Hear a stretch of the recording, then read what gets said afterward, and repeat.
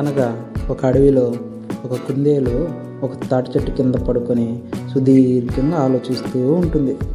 అప్పుడు తాటి చెట్టు నుండి ఒక తాటికాయ ధామ్ అని శబ్దం చేసుకుంటూ కింద పడుతుంది.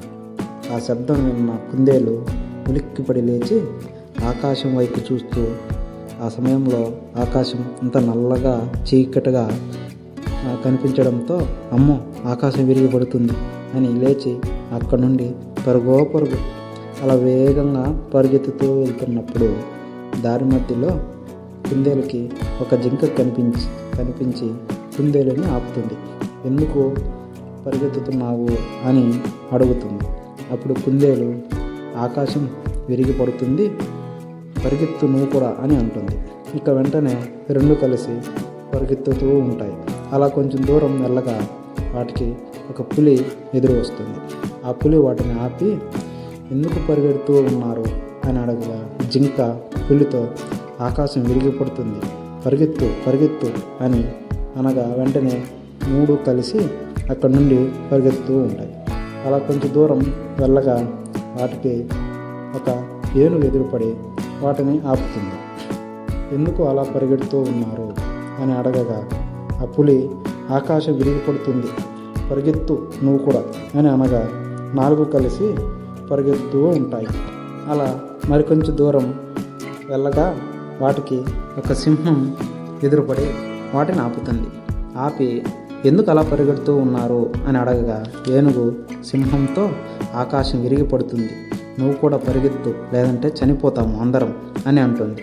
అప్పుడు సింహం ఒక్క క్షణం ఆశ్చర్యపోయి ఏనుగుతో ఆకాశం విరిగిపడటం నువ్వు చూసావా అని అడుగుతుంది.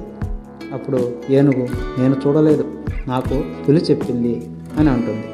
అప్పుడు సింహం పులిని అడుగుతుంది ఆకాశం విరిగిపడటం నువ్వు చూసావా అని. అప్పుడు పులి నేను చూడలేదు, నాకు జింక చెప్పింది అని అంటుంది. అప్పుడు సింహం మళ్ళీ జింకతో ఆకాశం విరిగిపడటం నువ్వు చూసావా అని అడగగా నేను చూడలేదు, నాకు కుందేలు చెప్పింది అని అంటుంది. అప్పుడు సింహం మళ్ళీ కుందేలుని అడగగా అవును నేను విన్నాను, నేను తాటి చెట్టు కింద పడుకొని ఉండగా ధామ్ అని శబ్దం వచ్చింది, ఆకాశం చూడగానే చీకటిగా అనిపించింది అని అంటుంది. సరే అక్కడికి వెళ్ళి చూద్దాం పదండి అని చెప్పి సింహం అందరినీ తీసుకొని ఆ తాటి చెట్టు దగ్గరికి వస్తాయి.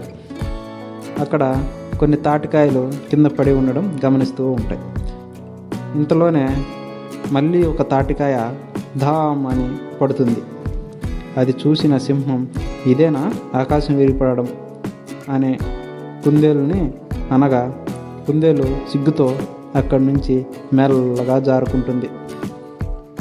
ఈ కథలో నీతి ఏమిటంటే ఎవరు ఏమి చెప్పినా అదే నిజం అని నమ్మకూడదు. మనం దాన్ని కళ్ళారా చూసినప్పుడు కానీ అనుభవించినప్పుడు కానీ మాత్రమే నమ్మాలి. Thank you so much.